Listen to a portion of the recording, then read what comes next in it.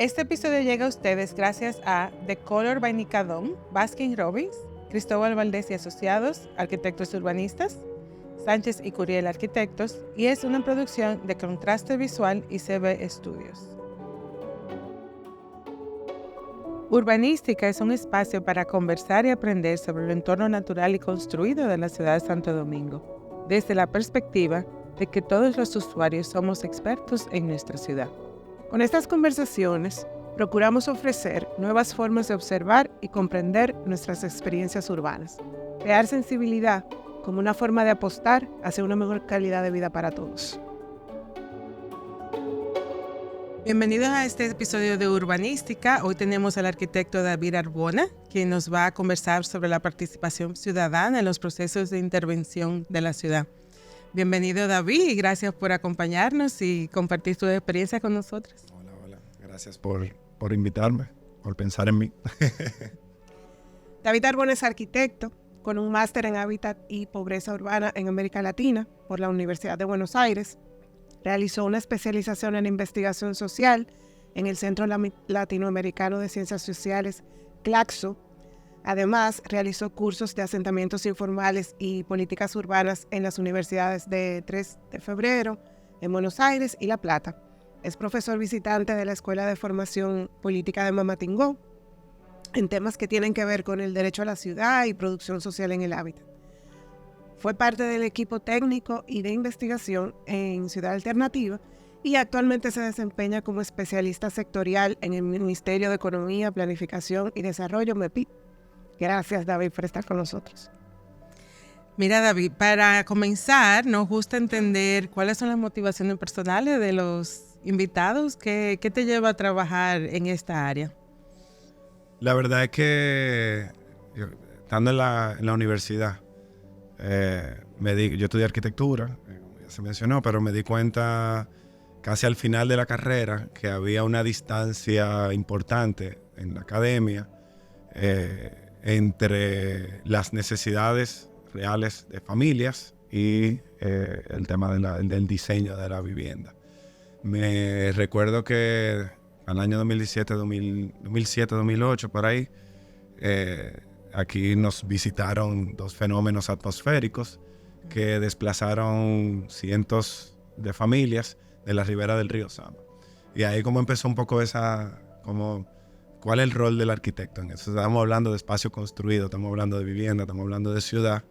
Y ahí como empezó una curiosidad para tratar de entender por qué se dan esos fenómenos y cuál es el rol de la arquitectura y del diseño y del urbanismo en dar solución a esos problemas.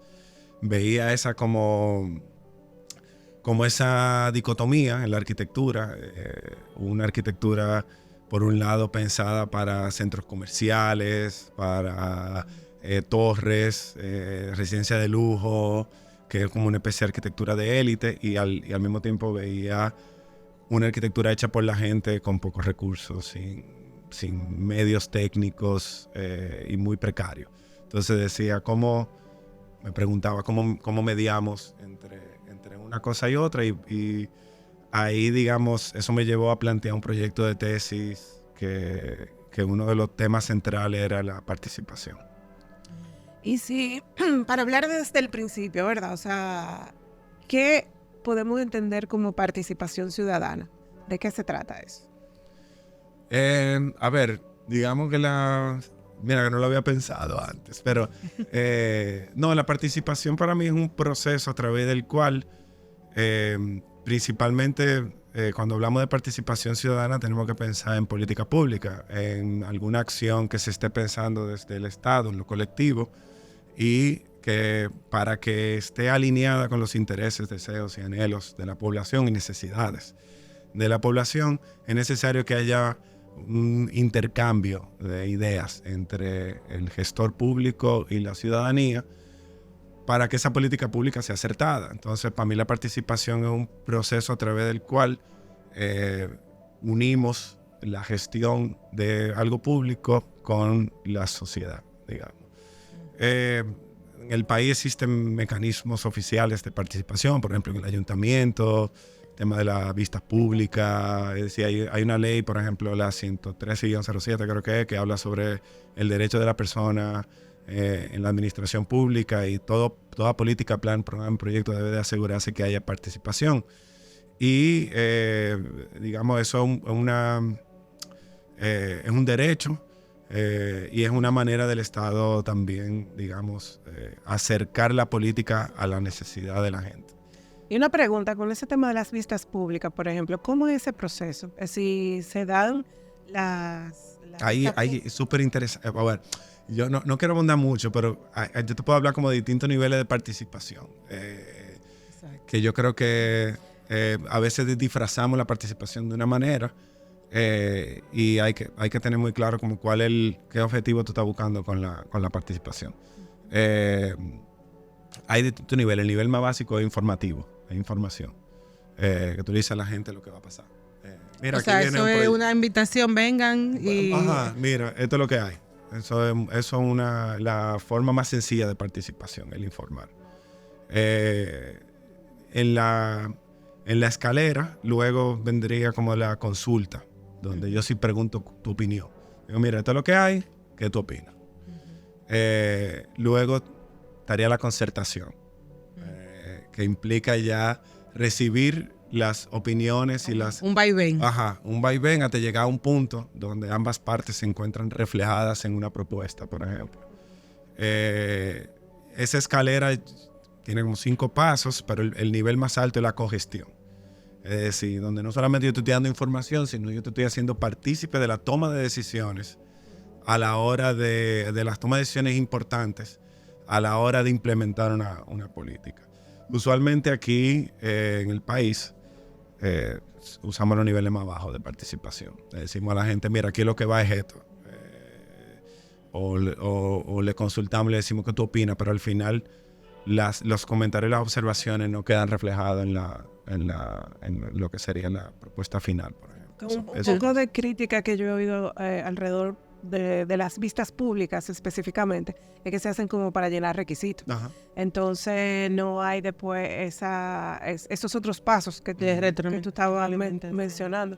Y tú pudieras mencionar quizá algunos ejemplos de esos diferentes pasos que se hayan dado, digamos. Perdóname, antes de esa pregunta, te quería preguntar, la ley que tú mencionas establece como ¿cuál es el nivel mínimo de participación? No, simplemente pone las condiciones a través de las cuales el diseño de políticas, planes y programas del Estado debe atravesar un proceso que, digamos, que tiene que defender, que debe de considerar y no violar derechos que tienen que ver con la participación, con la información, con el acceso a la información, ese tipo de cosas. Yeah. Entonces... O sea, que es muy interpretativa, un poco... Sí, te dice que tiene que haber participación, pero ahí luego lo que decía Michelle, de que no es vinculante. Si yo te puedo decir, mira, yo no estoy de acuerdo con que esa calle pase por aquí, por ejemplo, pero eso no es vinculante. Entonces, no necesariamente influye en la política. Yo creo también que va a depender de la naturaleza de la política. Yo creo que hay decisiones que son del gobierno y ya por un tema puramente de salvaguardar vidas, por ejemplo, y no hay una decisión. Si tú estás viviendo en unas condiciones donde el riesgo es muy alto, entonces yo creo que ahí, para la decisión de que eso no es un lugar habitable, no hay consulta para mí. Ahora, sobre qué hacemos con esa situación, a dónde vamos, cómo te compensamos, qué tú necesitas, ya ahí sí ya ahí sí debe entrar la participación directamente, para mí incluso hasta en el nivel más alto posible. Exacto. De darle a la gente la capacidad de agencia, de poder decidir sobre su futuro. ¿Y algún ejemplo en específico de la parte de cogestión que tú mencionas que es la parte más alta, quizás sí. Estado involucrado? A ver, bueno, ahora mismo yo no tengo mucha información porque estoy un poquito desvinculado de esos procesos, pero en la Ciénaga hay un proyecto impulsado por Ciudad Alternativa, que es un piloto de un callejón que dentro de la intervención del Estado en la Ciénaga y los Guandules es un callejón que no está siendo intervenido, digamos, que está quedando fuera de la intervención, que ha priorizado zonas dentro del barrio. Y digamos que uno de los principios de esa intervención es el tema de organizar a las familias de esa comunidad, de ese callejón, que son alrededor de 200 familias, algo así, no menos de 200 familias, son como 40 familias. Organizar esas familias, identificar sus necesidades y juntos con ellos atravesar un proceso de diseño y planificación de su barrio. ¿Para qué? Para luego ir a discutir y a negociar con las autoridades. Con la autoridad que tiene que ver con el tema del suministro de agua, con la autoridad que tiene que ver con el tema del asfaltado, con la autoridad que tiene que ver con el tema de la mejora de vivienda, pero ya con una propuesta que ha sido validada y discutida con la familia. Y en ese mismo proceso de diálogo entre la comunidad y el Estado, digamos, hay una participación, una representación de las organizaciones de la familia que tienen incidencia en ese sector. Entonces, para mí es un piloto de lo que en América Latina y en otras partes del mundo le llaman producción social del hábitat. Que los habitantes se organizan para transformar su ciudad, acompañado obviamente del Estado, de técnicos que no es improvisado, digamos, es un proceso de planificación. David, ahí empiezo a escuchar como una cuestión de escala también en términos de participación. Hablando un poco como, tú no hablaste de los eslabones y la intensidad, vamos a decir, de esa relación. ¿Y cómo pudiera eso como manejarse en términos de tú sabes, un grupo de 40 familias es muy diferente a tú decir todo un barrio? Claro. ¿Cómo tú ves eso y cómo si ha tenido alguna experiencia? Yo creo que es uno de los retos principales de la participación, el tema del tiempo. Porque poner de acuerdo a 40 familias no es fácil, pero poner de acuerdo a 45,000 personas es mucho más difícil todavía. Claro. Entonces, hay experiencias que han demostrado que es posible, pero es costoso en términos de tiempo. Porque implica generar consensos entre grupos de personas sobre cosas que son fundamentales. Ese como al final es como el truco. Cuáles son los intereses fundamentales del barrio en general. Y tú vas a ver que la gente se va poniendo de acuerdo. Pero sí toma tiempo. En una escala más pequeña es mucho más fácil.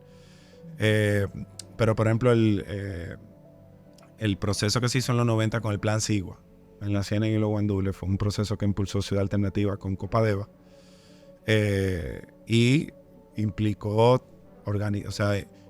reunir organizaciones comunitarias, porque ¿qué pasa? A diferencia de, digamos, en la ciudad formal, que nosotros conocemos, qué sé yo, Piantini, Naco, no sé qué, aparte de la Junta de Vecinos, allá no hay es muy difícil que tú encuentres otro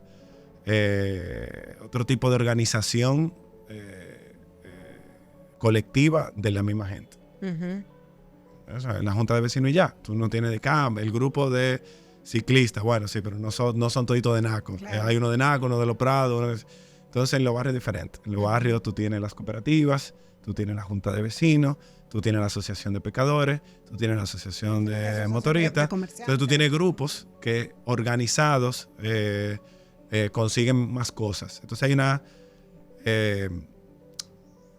una sensibilización con el tema de la organización en un segmento de esa población que lo ve como algo, lo ve como un valor. Entonces, ese proceso, por ejemplo, de Sigua en los años 90, de Ciénaga Guandules, impulsado por Copadeva y Ciudad Alternativa, lo que hizo fue sumar esas organizaciones en espacios colectivos y asamblearios para discutir sobre lo que necesitaba el barrio, identificar cuál era la problemática, prioridades. Por ejemplo, definir la prioridad. Una cosa que la prioridad la define yo en un escritorio, con datos fríos de una estadística, o que la prioridad la define el que lo vive día a día. El que lo vive día a día. Claro. Y ve de qué manera hay compatibilidad con la oferta de política que está viniendo del Estado versus las necesidades y prioridades de las comunidades. Tú has planteado un poco el tema de los desafíos que implica la participación ciudadana. Pero ¿cuáles son los beneficios al final que trae? Eso corre solito. La verdad es que sí, o sea, tú tienes una política pública que está sedaciada, que va a tener menos conflicto, que va a ser menos conflictiva en su interacción con la gente. Que crea hasta cierto punto un sentido de pertenencia de parte de esas personas que participaron, que sienten que son parte cohacedores. Son cohacedores de la política. Entonces ahí no hay tutía, ahí hay eso va volando bajito, como dicen aquí. Y sin embargo, cuando no es así, lo que vemos es conflicto. Exacto. Que es inherente, digamos, ¿no? Al conflicto lo que no podemos tener es miedo, porque Claro. es el momento más importante de un proceso participativo. ¿Por qué? Porque en el conflicto es que las partes se posicionan. Y ahí es que tú entiendes realmente cuál es la posición de cada actor involucrado. Y eso es lo que te ayuda a poder mediar. Quizá hay malas interpretaciones, quizá hay malas intenciones, pero en un espacio colectivo se apuesta a que eso se dirima. O que Claro. a veces hay una voz que es la más como Sí. como dicen en inglés, Imponente. de loudest, Ah, la que grita más fuerte, pero no necesariamente la que más representa al entorno, y eso es parte de lo que me imagino, o sea, eso, bueno, en mi propia experiencia en Nueva York y en Chicago, lo importante, eso es parte de la importancia de tener más voces también para tú mientras realmente... más plural sea, mejor. Sí, por ejemplo, todas las organizaciones que participan están lideradas por hombres. ¿Cómo Entonces, llega la una política representación que va a venir con femenina? quizá con un sesgo Sesgo. que no va a ver necesariamente los intereses de los diferentes personas representadas también. Exacto. Claro. o de adultos mayores y no es jóvenes. Entonces, es de qué manera tú consigues de distintas formas, porque no es que todo tiene que ser cogestión, pero es que de distintas formas lleguen los inputs necesarios para alimentar la política. Como tú decías antes, va a depender del tipo de política que sea, pero tener como esa visión de hacerlo plural. Sí. Porque la al política final, ¿de tiene qué se trata la política Claro. pública? Exacto. Y tienen ideología. O sea, las políticas públicas tienen ideología. Claro. O sea, para yo empujar una política, yo me paro desde un lugar y miro el mundo y depende de cómo yo tenga esa cosmovisión del mundo, va a salir la política. Si yo pienso que la gente son unos tigres y que me van a engañar, pues entonces ya yo estoy partiendo con una política que tiene un sesgo. A la defensiva. Claro, ya tengo una política a la defensiva.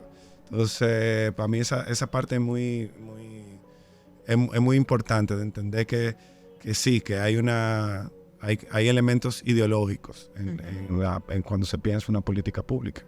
Mira, cuando tú mencionas eso, yo pienso, por ejemplo, a mí me llamaba mucho la atención cuando vengo al país de esas barandillas que se pusieron en las aceras para mediar por dónde cruza o no cruza la gente.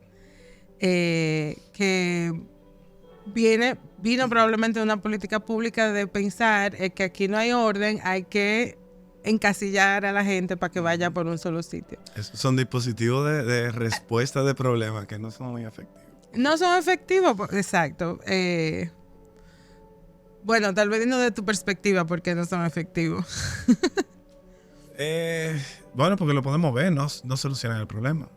Esa barandilla la gente se la vuela, la rompe, le pasa por arriba, al final cruza. ¿Por qué? Porque la forma de cruzar es un puente, pero el puente es inseguro, de noche está oscuro, no tiene mantenimiento, está bien, tiene que caminar un poquito más, pero tenemos que estamos en el Caribe. El sol aquí pica, entonces la gente prefiere cruzar por abajo. Entonces, evidentemente, hay un tema de cómo se pensó la solución de la circulación de la gente en esa zona de la ciudad que no responde con la necesidad de ese sitio. Entonces, esa brecha... Como el usuario típico. Claro, y aquí también tendemos, yo creo que una tendencia de nuestros tomadores de decisiones es que somos restrictivos. Siempre la decisión es un muro, el muro New Jersey, la baranda, la línea, el no se puede, en vez de pensar qué está faltando aquí, qué necesitamos para incentivar que esto suceda en otro lugar o de otra forma. ¿Cómo se invita a la gente a que use el espacio de cierta forma? Y usualmente que son propuestas que son muy sectorizadas, o sea, que se piensan en un solo lugar.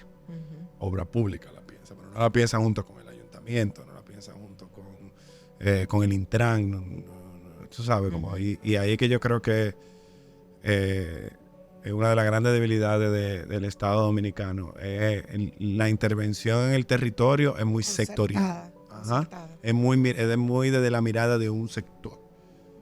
Turismo mira lo turístico, pero no mira lo social, no mira el tema de la...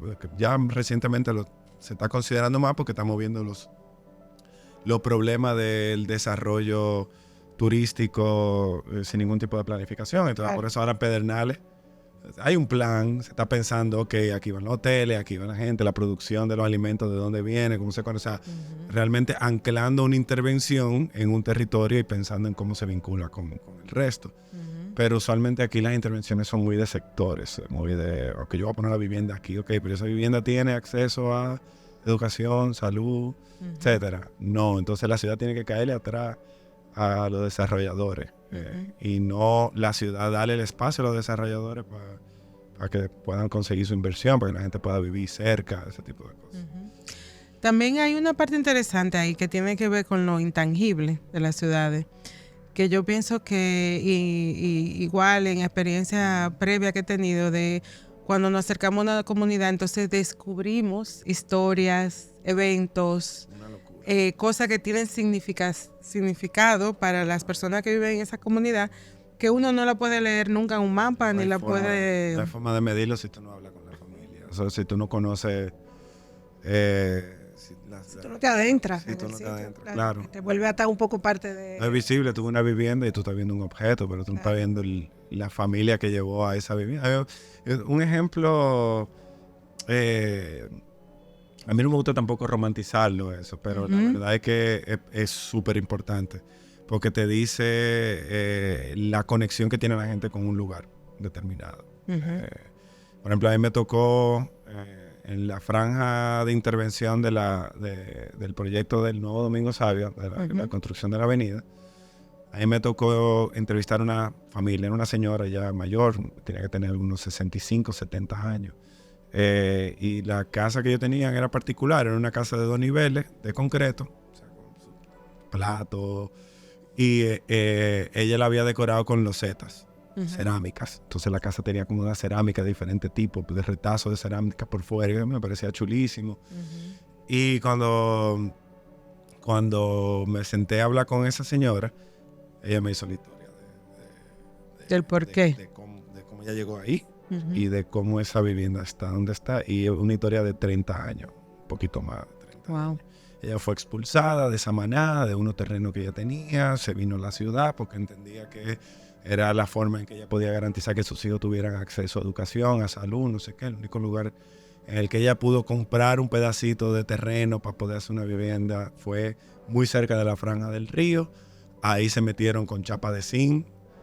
Y 30 años después ella me dice, el hijo mío estudió en la UAS, es médico, tengo la vivienda, ahora yo vivo solo con mi esposo. Pero la preocupación de ella era que ahora, ¿a dónde yo voy? ¿Qué yo hago?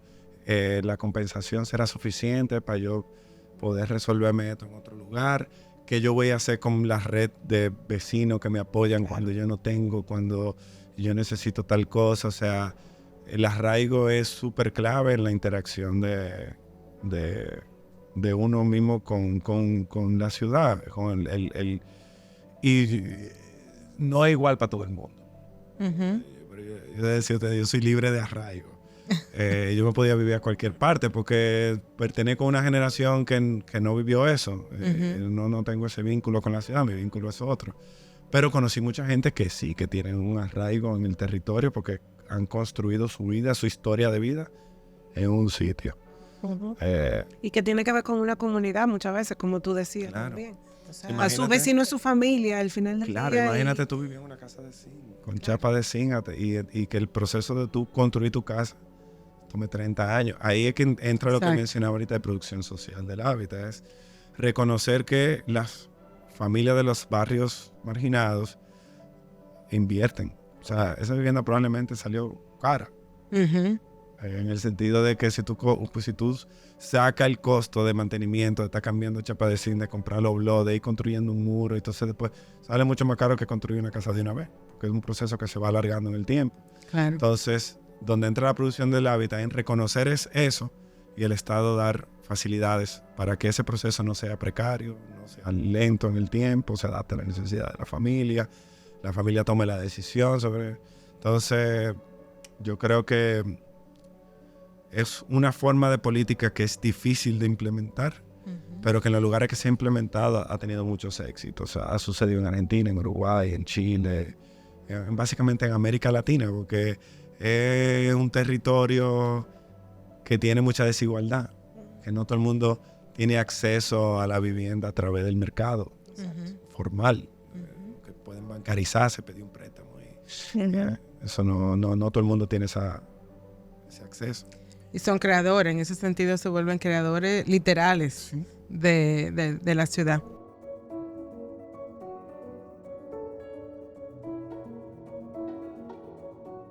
Baskin Robbins, tu momento refrescante en la ciudad.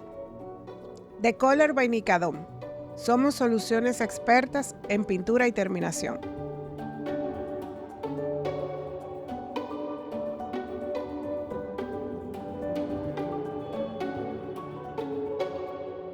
Mira, David, es súper interesante eso que tú dices, porque nosotros tenemos otro capítulo que estábamos hablando precisamente de las normativas y el por qué es tan importante tener normativa. Y tú me haces esa historia de esa señora que invirtió, que decide poner su esfuerzo y participar dentro de una comunidad. Lo acabó haciendo en un sitio donde tenía muchísimo riesgo a su propia vida y la de sus familiares. Entonces, eso parte... y súper importante lo que las normativas tratan de resolver, de que cuando haya una inversión, pues sea para el beneficio de los ciudadanos. Tenga ciertas garantías. Claro. Pero tú sabes que, digamos, sí, estoy 100% de acuerdo. Pero aquí lo que pasó fue, en los 70 y los 80, que la migración fue tan intensa y tan fuerte, que el Estado no tenía medios para acomodar a toda esa población adecuadamente. Entonces, sí, pero ese agrandamiento poblacional no ha cesado. No ha cesado, ni se visualiza. Porque para mí lo que el centro de la discusión de todo lo que tiene que ver con el territorio es el suelo. El acceso al suelo. Claro. Entonces, ahí, y cuáles son las normativas y las regulaciones que caen sobre el suelo, cuáles son los derechos y los deberes de los propietarios, cómo está repartida la propiedad del suelo entre todos los habitantes del país. Pero, por ejemplo, si ponemos ese caso de la migración de los 70 y los 80, eso fue una cosa regional de América Latina completa, que lo que estamos nosotros haciendo ahora es como creando nuevas normativas para poder resolver un problema que se generó. Un problema pendiente. Claro, porque tampoco había una normativa cuando eso pasó, ni tampoco había una política de recepción de esa migración que venía como vino esa señora con los motetes, como dicen, en la espalda, a buscársela en la ciudad. Entonces, ahora mismo sí, yo creo que lo que al país le adeuda, o sea, lo que el Estado le adeuda al país, son normativas sobre el uso de suelo, que ahora mismo eso es algo como muy discrecional. Entonces no hay ninguna regulación, ningún incentivo, incluso los ayuntamientos ni tienen una forma de financiar el desarrollo urbano, porque lo que hacen básicamente es permitir o no permitir ciertas actividades con ciertas, ¿cómo se llama esto? Intensidades. Entonces, intensidad del uso del suelo quiere decir que mayor densidad, por ejemplo, claro, exacto. Mayor o menor densidad. Ajá, mayor o menor densidad. Exacto, o sea, que esté más gente o menos gente en ese territorio. Es para dejarlo bien clarito. Mira, hay una parte súper interesante relacionada con todo esto que tiene que ver con lo de cuando tú te acercas a una comunidad, sobre todo una comunidad con muchas carencias. es súper complicado hablar de la necesidad de urgente o la necesidad de la hora versus la naturaleza de la planificación, que es una mirada a futuro. Sí, claro. Entonces, cuéntanos un poquito cómo han sido o casos en los que tú has participado, cómo tú ves cómo se puede mediar a través de un proceso participativo, resolver a corto y a largo plazo. Tú sabes que en mi experiencia social alternativa me tocó vivir varias experiencias muy dolorosas. Digamos dolorosas en el sentido porque yo soy un tipo blanco, clase media, media alta, con privilegios, y trabajando en unos sectores que es todo lo contrario. Son personas racializadas, con ciertas condiciones de empobrecimiento. Y, digamos, me encontré con muchas situaciones con las que yo no sabía qué hacer, porque, digamos, no, dentro de mi forma de vivir, no entendía cómo era posible. Entonces, te tocó salir de la burbuja. Claro, me explotó la burbuja en todos los sentidos. Y eso fue muy, muy enriquecedor para mí. Pero, por ejemplo, recuerdo un caso de un señor en la intervención del proyecto piloto ahí en el callejón 10 de la Ciénaga, un señor que tenía un proceso de gangrena en una pierna, simplemente porque era diabético y había tenido una herida y no se la estaba tratando bien. Y básicamente en esa primera visita, que era una visita como de reconocimiento, como un poco empezar a interactuar con las familias, de ir viendo cómo empezamos un proceso de organización para involucrarles en la propuesta que teníamos de intervención, sin saber cómo iba a ser la propuesta. No teníamos ni idea. No íbamos a empezar a diseñar ni a pensar nada sin hacer eso.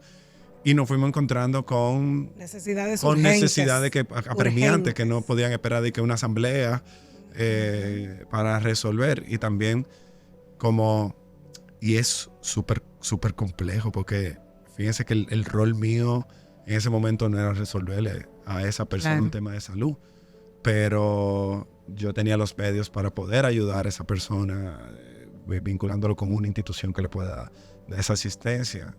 Y al final se logró. Y uno se encuentra con situaciones que son súper complejas y que no solamente son de salud, son de violencia de género, de abuso, de acoso, y básicamente el proceso mismo de organización ayuda a resolver muchas de esas cosas. Porque de un momento a otro hay un recurso con el que no contábamos, que por el hecho de incluir una familia que tiene acceso a ese recurso, se pudo conseguir algo para resolver una situación. Entonces, ahí es que yo creo que la participación tiene sus beneficios. Es decir, cuesta tiempo, pero trae recursos a la discusión. Claro. Sí, no es solamente el interés individual de cada. Esos costos-beneficios que hablábamos ahorita de la participación ciudadana.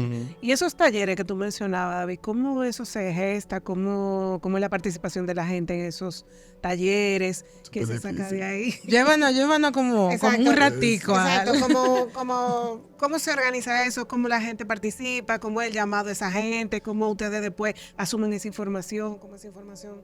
A ver, es bastante complejo, porque una de las primeras cosas que hicimos fue un censo. Y un censo con la intención de poder identificar ese tipo de situaciones, gente diabética, gente que son situaciones apremiantes, pero luego lo que hacíamos era como un proceso de capacitación. Tipo, como le mencionaba ahorita, de la escuela Mamá Tingó, donde no es que uno va a hablarle que uno es el que sabe y uno va a hablar a la familia de lo que va a pasar y a pedirle su opinión. No, es como de manera colectiva, uno se convierte en un facilitador de la formación. Entonces, si nos poníamos objetivos, lo que queremos es que podamos organizar a las familias, ¿verdad? Entonces, para poder organizar a las familias, ponernos en colectivo cuáles son los problemas en común que tiene el barrio. Entonces, empezar a pensar cómo lo podemos solucionar. Entonces, en esas discusiones fueron saliendo un montón de cosas que permitió que los equipos técnicos puedan traducir eso en propuestas y esa propuesta discutirla directamente con ellos. Y es súper complejo porque uno arquitecto no le enseña un plano. La gente dice, muy bonito. ¿Cómo se come eso? Entonces, ahí entra también como otro proceso donde uno tiene que salirse de digamos, del cajón y empecé a hacer maquetica, empecé a hacer rendercito, empecé a llevarle como otros insumos que le permitan a ellos visualizar cómo pudiera quedar. Y al mismo tiempo también que prioricemos cuáles son las intervenciones. Por ejemplo, en un momento nosotros pensamos que la prioridad era el tema del agua, porque había pasado que la cañada Bonavide se había roto en una lluvia y esa zona que es la Rosal, que es una zona que antes se cultivaba arroz, porque es una zona muy cenegosa, se llenó de agua. Entonces a las 4 de la mañana un día se despertaron los vecinos con el agua a 50, 60 centímetros de su vivienda. Entonces nosotros pensamos que ese era el principal problema. Pero el principal problema para ellos era el tendido eléctrico, que estaba chipeando. Es decir, no estaba bien instalado, lo habían hecho ellos. Entonces esa fue una de las primeras cosas que buscamos. Hablando de riesgos. Ajá, exacto. Esa fue una de las primeras cosas que se solucionaron, incluso antes de resolver como los temas de espacio colectivo público del callejón. David, volviendo otra vez a ese tema de las escalas, para variar en escala y en digamos, también en lugares de la ciudad. Si una gente de a pie, como llamamos, el ciudadano común, ¿cómo se puede involucrar en estos procesos de participación? Es que tú ves, es que yo digo que para mí es que en ese tema como sociedad somos un poquito hay como un poquito de debilidad, porque muchas veces hay un desgaste de parte del ciudadano cuando ve que participa de vistas públicas, qué sé yo, publican una norma que se va a aprobar y la publican en el periódico y la gente opina y hace su comentario, nunca recibe ni respuesta y al final se aprueban las cosas sin entonces no es como que si es el nivel más bajo no es vinculante, a veces se utiliza como medio para cumplir con un requisito que hay en una ley, que hay un reglamento, etcétera. Entonces, lo que yo sí creo que la gente lo que debe hacer es organizarse en colectivo, porque la participación individual es muy floja, es muy débil. Entonces, tú te puedes organizar por gremios, arquitectos, ambientalistas, los ciclistas, por ejemplo, las ciclovías que están criticadas, que sí, que ha tenido sus debilidades y su fortaleza, pero surge porque un colectivo lo pidió empuja, y lo empujó. Lo empuja y ese colectivo ayuda a que el ayuntamiento tenga un plan de movilidad sostenible que no tenía. Entonces, digamos, en la unión está la fuerza. Entonces, en función de tu interés de participación, básicamente conectarte con homólogos que tienen el mismo interés. ¿Qué opinión te merece lo que se puede hacer desde una junta de vecinos, por ejemplo? Desde una junta de vecinos se puede hacer muchas cosas. Claro que sí, porque la junta de vecinos es reconocida por el ayuntamiento. Entonces, hay un vínculo de la junta de vecinos con la gestión de la ciudad. Entonces, son muy influyentes las juntas de vecinos y por eso muchas son politizadas también. Pero por eso es importante participar, porque si tú dejas el vacío no existe. Claro, siempre en el hay universo alguien. siempre hay algo que está llenando el vacío. Entonces, si tú no tratas a otra gente con otros intereses, entonces en la medida en que tú participes e incentives a tus vecinos a participar, por ejemplo, de la junta de vecinos, es más lo que se puede lograr. Pero sí. Mira, ahora vamos a pasar a unas preguntas y respuestas rápidas. Cuéntanos en una palabra, o qué palabra utilizaría para describir la ciudad de Santo Domingo. Hermosa. ¿Y un color? El verde. Y para ti, ¿cuál sería la intervención más urgente en la ciudad de Santo Domingo? Todo lo que tiene todo lo que tiene que ver con el litoral. O sea, pensar el litoral de la ciudad de Santo Domingo implica pensar en los barrios marginados y el río y toda esa cuenca que termina en un malecón súper contaminado y lleno de basura. Que lo vemos cada vez que hay una vaguada, vemos cómo se llena la playita que hay en el malecón de basura. Y eso no es un problema del litoral, es un problema de la ciudad en general que tiene que ver con la forma en que manejamos los desechos, la forma en que ocupamos las cuencas de los ríos. Y esa para mí es la intervención más difícil y más importante que se pudiera hacer en la ciudad de Santo Domingo. ¿Y qué y más necesaria, porque estamos hablando de gente en condiciones de vulnerabilidad también. ¿Y qué intervención sería catalizadora de grandes cambios? Esa misma. Esa es la que yo creo. La del litoral. O sea, pensar cómo esto es siempre lo he discutido con Mario Sosa. Y es la idea de, nosotros decíamos, ¿qué tenemos que hacer para mañana en la playa de Santo Domingo? Para recuperar la playa de Santo Domingo. Entonces empezamos a pensar desde ahí y vimos que una transformación de la ciudad completa. Simplemente pensar en bañarnos en la playa, que era algo que se hacía hace 40, 30 años. Uh-huh. Quizá un poco más, 40 ¿Y años. qué otra posibilidad se potencializaría, además de bañarte en la playa, si se implementa esa? Empezamos a darle la espalda al mar. Y empezamos a mirar la ciudad, empezamos a mirar esta ciudad como una ciudad en el Caribe, como una media isla, en nuestra condición de tropicales caribeños. Yo creo que sí. Mayor uso del mar, pienso yo. Uh-huh. No darle la espalda a la ciudad. Yo creo que ese sería el aporte de ese tipo de intervención. Y se han hecho muchas cosas. Se está trabajando el malecón ahora mismo. Yo creo que es evidente que una intervención tan sencilla de generar espacios públicos en el litoral, la gente lo está usando, está corriendo, paseando su perro, simplemente estando, mirando el horizonte. Se vuelve algo cotidiano, ¿no? Algo de... Claro, a lo que debemos de ir un poquito más allá, que uno se pueda bañar. Muchísimas gracias, David, por tu participación. La verdad es que este es un tema para mí súper apasionante, porque obviamente las ciudades se trata de gente y las ciudades están hechas para la gente. Y mientras más diversidad de participación y de opiniones, pues yo pienso que mejores ciudades podemos tener. Sí, 100% de acuerdo. Y una mejor calidad de vida para los habitantes también. Sí, sí. Pero me quedo eso, con mucha esperanza y un poco también dándonos cuenta de el reto real, que es tal vez traer procesos de participación ciudadana que sean más influyentes, sí, que sean más efectivos, más productivos, y donde, como tú dices, que creen arraigo, que creen realmente posibilidad de sentido de pertenencia, claro, a un lugar, y donde una persona realmente se sienta con la seguridad y la comodidad de que una inversión emocional, física, económica en su ciudad, pues tiene valor. Sí, exacto. La asuma como parte de su realidad. Eso, sí. Así que muchísimas gracias. Y con la frase final de juntos somos paz. Yo creo que en colectivo logramos más cosas. Yo creo que Marcha Verde evidenció eso, la Plaza de la Bandera, el 4%, lo de la cementera en los Haitises. Sí, la sociedad la transformamos juntos, no de manera individual.